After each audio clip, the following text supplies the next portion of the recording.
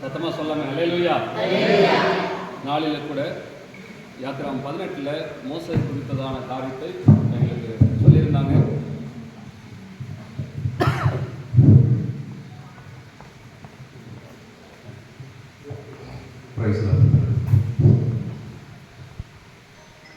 பதினெட்டாம் அதிகாரத்தில் சொல்லப்பட்டதான அந்த காரியங்களை பார்க்கும்போது எத்திரோ ஆசாரியா இருந்த சூழ்நிலையில் கூட தன்னுடைய அந்த குடும்ப காரியங்களை எல்லாவற்றையும் பொறுப்புள்ள ஒரு நல்ல ஒரு தகப்பனாக மாமனாக எல்லா விதத்திலும் இருந்தவர். திரளான ஜனங்களை மோசே வழி நடத்தினாலும் கூட அதில் இருக்கக்கூடிய அந்த சிக்கல்களை அறிந்து அந்த சிக்கல்களுக்கு தகுந்த நேரத்தில் சரியான ஆலோசனை கொடுக்கிறவராக இருந்தார். முதல் காரியம் அப்படி கொடுத்தது நிமித்தமாய் ஒரு பெரிய பிரச்சனைகளை எல்லாம் தீர்க்கத்தக்கதாக நம்ம ஒரு குடும்பத்திலேயே ஒவ்வொரு நாளைக்கும் பல சிக்கல்களும் பிரச்சனைகளும் வந்துட்டு இருக்கு. அப்படி இருக்கும்போது அவ்வளோ திரளான பல லட்சக்கணக்கான ஜனங்கள் மத்தியில அனுதினமும் பலவிதமான பிரச்சனைகள் தாங்கக்கூடாத பாரமாக இருந்து மோசே எப்போ பார்த்தாலும் ஒரு வேகத்தோடும் பலவிதமான டென்ஷனோட இருக்கிற சூழ்நிலையை பார்த்த இந்த மாமனாகிய எத்திரோ என்ன பண்றாருன்னா பொறுப்புகளை பகிர்ந்து கொடுத்து தலைவர்களை உருவாக்கும்படிக்கு உற்சாகப்படுத்தி ஊக்கப்படுத்துகிறார். அப்ப எத்திரோ சரியான நேரத்தில் சரியான ஆலோசனை கொடுக்கிறவராக இருந்தார்.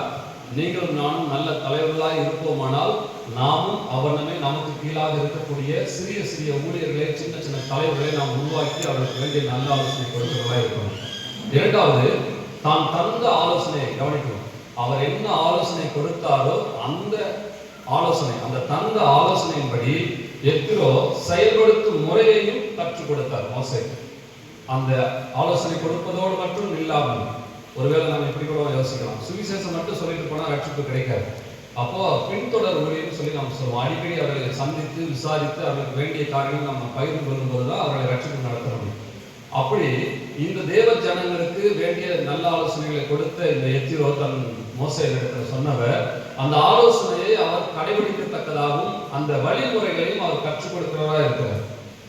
அது மட்டுமல்ல, மூன்றாவது காரியம், தான் கற்றுக் கொடுத்ததை தனக்கு முன்பாகவே செயல்படுத்த வைத்தார். அவர் சொல்லிட்டு போட்டு போயிட்டார்.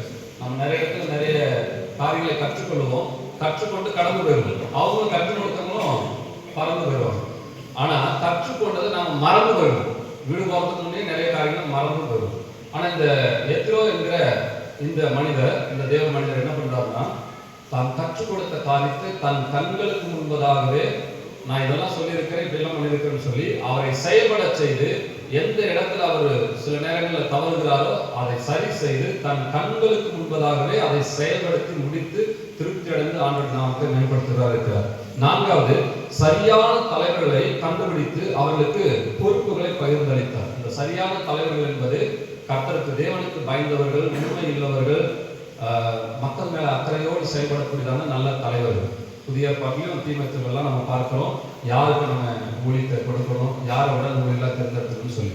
அப்படி இந்த எத்திரோ சொல்றாரு, கர்த்தருக்கு பயந்த, அதாவது தேவனுக்கு பயந்தவர்களை கண்டுபிடிங்க, உண்மை உள்ளவர்களை கண்டுபிடிங்க, அன்புள்ளவர்களை கண்டுபிடிங்க சொல்லி சில ஆலோசனைகளை கொடுக்கிறார். கொடுத்து கண்டுபிடிக்க வைக்கிறார்.